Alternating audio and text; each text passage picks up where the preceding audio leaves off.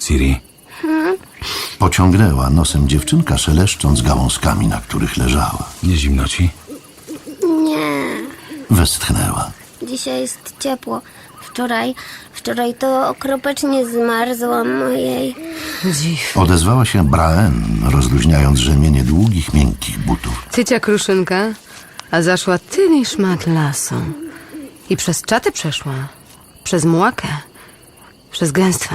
Krzepka, zdrowa i dzielna, zaprawdę. Nada się. Nada się nam. Geralt szybko rzucił okiem na Driadę, na jej błyszczące w półmroku oczy.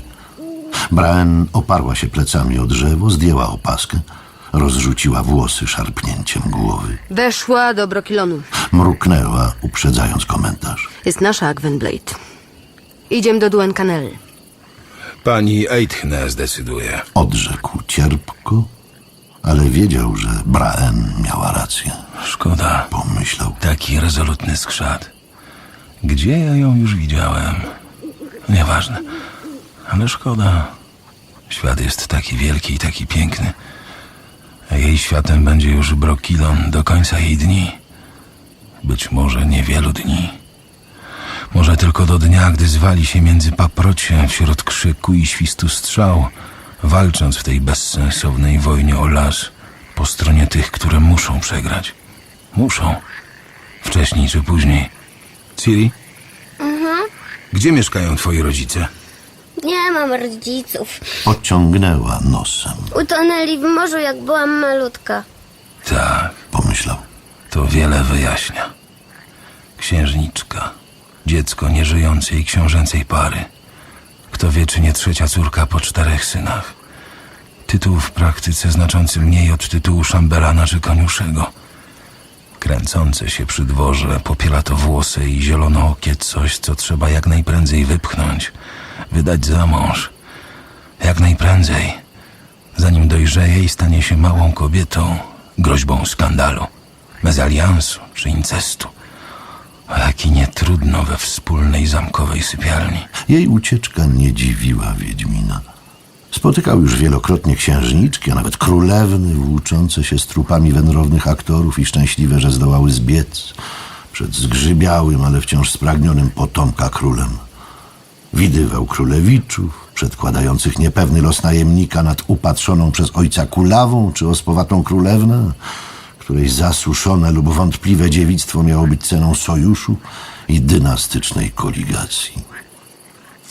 Położył się obok dziewczynki, okrył ją swoją kurtką. Śpi, Powiedział. śpi, mała sierotko. Akurat. Zaburczała. Jestem księżniczką, a nie sierotką. I mam babkę. Moja babka jest królową, nie myśl sobie. A jak jej powiem, że chciałeś mnie zbić pasem, moja babka każe ci ściąć głowę, zobaczysz. Potworne, Ciri, miej litość. Akurat. Jesteś przecież dobrą dziewczynką. Ucinanie głowy okropnie boli. Prawda, że nic nie powiesz? Powiem, Ciri, powiem. Boisz się, co? no strasznie. Wiesz, Ciri, jak człowiekowi utną głowę, to można od tego umrzeć. No śmiewasz się. No gdzieżbym śmiał? Jeszcze ci mina zrzednie, zobaczysz. Z moją babką nie ma żartów. Jak tupnie nogą, to najwięksi woje i rycerze klękają przed nią. Sama widziałam. A jak któryś jest nieposłuszny, to ciach i głowy nie ma. Straszne. Ciri. Chyba utną ci głowę. Nie? No jasne. Przecież to twoja babka królowa uzgodniła małżeństwo z Kistrinem i wysłała cię do Verden, do Nastroga. Byłaś nieposłuszna.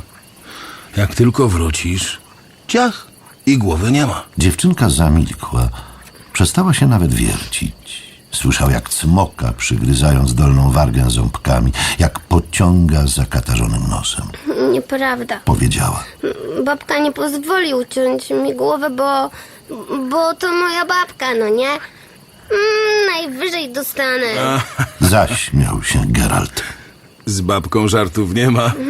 Bywała już w robocie rózga, co? Ciri parsknęła gniewnie.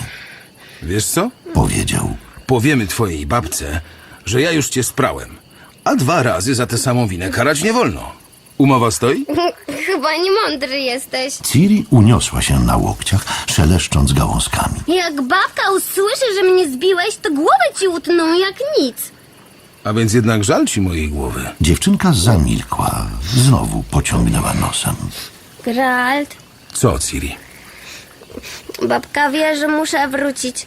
Nie mogę być żadną księżną ani żoną tego głupiego Kistrina. Muszę wrócić już. Musisz. Pomyślał. Niestety nie zależy to ani od ciebie, ani od twojej babki. Zależy to od humoru starej Eithne i od moich umiejętności przekonywania. Babka to wie, Ciągnęła Ciri. bo ja, Geralt, przysięgnij, że nikomu nie powiesz.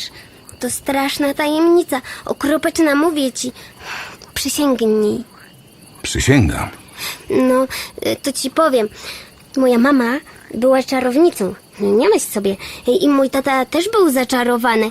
To wszystko opowiedziała mi jedna niania. A jak babka się o tym dowiedziała, to była straszna awantura.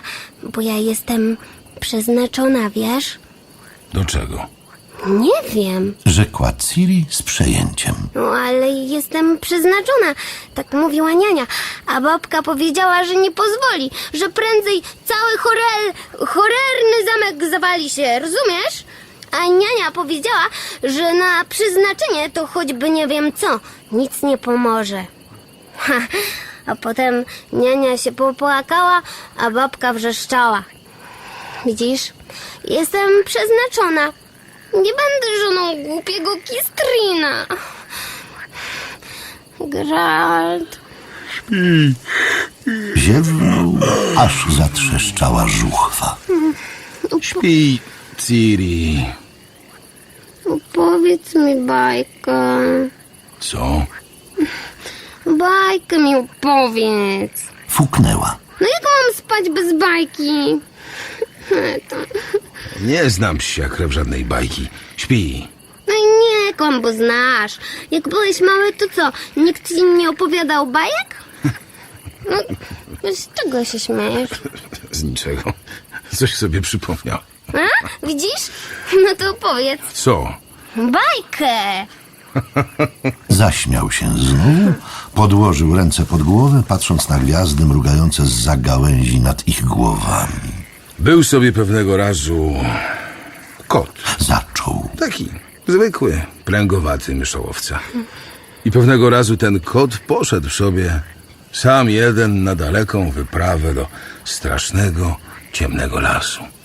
Szedł.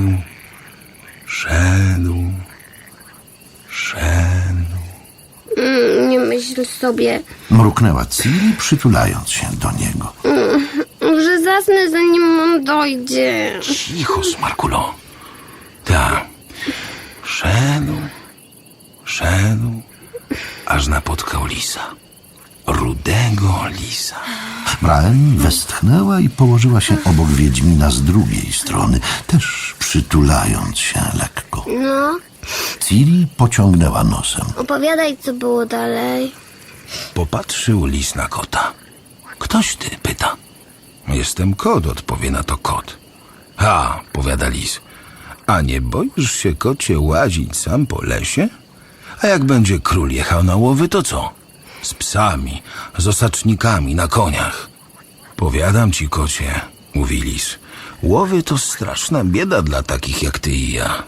Ty masz futro, ja mam futro. Łowcy nigdy nie darują takim jak my, bo łowcy mają narzeczone i kochanki, a tym łapy marzną i szyje. To i robią z nas kołnierze i mówki dla tych dziwek do noszenia. Co to są mówki? Spytała Ciri. Nie przerywaj. I dodał lis.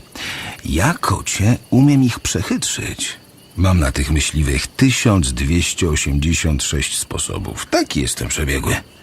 A ty, kocie, ile masz sposobów na łowców? Jaka to ładna bajka. Powiedziała Ciri, przytulając się do Wiedźmina jeszcze mocniej. Opowiadaj, co kot? Szepnęła z drugiej strony Braen. Co kot? Wiedźmin odwrócił głowę. Oczy dryady błyszczały. Usta miała półotwarte i przesuwała po nich językiem. Jasne. Pomyślał. Małe driady spragnione są bajek. Tak jak mali wiedźmini. Bo i jednym i drugim rzadko kto opowiada bajki przed zaśnięciem. Małe driady usypiają wsłuchane w szum drzew. Mali wiedźmini usypiają wsłuchani w ból mięśni. Nam też świeciły się oczy. Tak jak Brahen, gdy słuchaliśmy bajki Wasemira tam, w Kaer Morhen. Ależ to było dawno. Tak dawno. No, Zniecierpliwiła się Ciri. co dalej? A, kot na to. Ja, lisie, nie mam żadnych sposobów. Ja umiem tylko jedno. Chyc na drzewo. To powinno wystarczyć, prawda? Lis w śmiech. Ech, mówi. Ale z ciebie głupek. Zadzieraj twój pręgowaty ogon i zmykaj stąd. Zginiesz tu, jeśli cię łowcy osaczą. I nagle, ni z tego, ni z owego, jak nie zagrają rogi. I wyskoczyli z krzaków myśliwi. Zobaczyli kota i lisa i na nich. Ojej, Smarknęła Ciri, a driada poruszyła się gwałtownie. Cicho! I na nich, wrzeszcząc, dalejże, obedrzeć ich ze skóry. Namówki ich, namówki! I poszczuli psami lisa i kota, a kot chyc na drzewo, po kociemu, na sam czubek. A psy lisa cap. Zanim rudzielec zdążył użyć któregokolwiek ze swych chytrych sposobów, już był z niego kołnierz. A kot z czubka drzewa namiauczał i naparskał na myśliwych. A oni nic mu nie mogli zrobić, bo drzewo było wysokie jak cholera. Postali na dole, pokleli, na czym świat stoi, ale musieli odejść z niczym. A wówczas kot zlazł z drzewa i spokojnie wrócił do domu. i co dalej? Nic. To koniec. A morał? Spytała Ciri. Bajki mają morały, no nie? Odezwała się Brahen, przytulając się mocniej do Geralta. Co to morał? Dobra bajka ma morał, a zła nie ma morału. Rzekła Ciri z przekonaniem, pociągając nosem. To była dobra. Ziewnęła driada. Wtedy ma, co ma mieć. Trzeba było, Kruszynko, przed tym Igernem na drzewo jako umny kocur. Nie dumać. Jenaby wraz na drzewo. Cała mądrość. Przeżyć. Nie dać się. Geralt zaśmiał się cicho. Nie było drzew w zamkowym parku, Ciri? W Nastrogu? Zamiast do Brokilonu mogłaś wleźć na drzewo i siedzieć tam na samym czubku, dopóki Kistrinowi nie przeszłaby ochota do żeniaczki. Naśmiewasz się? Aha. To wiesz co? Nie cierpię cię. O, to straszne. Ciri, ugodziłaś mnie w samo serce. Wiem. Przytaknęła poważnie, pociągając nosem, po czym przytuliła się do niego mocno. Śpij dobrze, Ciri. Mruknął, wdychając jej miły, wróbli zapach. Śpij dobrze. Dobranoc, Brahen. Darme, Gwynplaine. Nad ich głowami Brokilon szumiał miliardem gałęzi i setkami miliardów liści.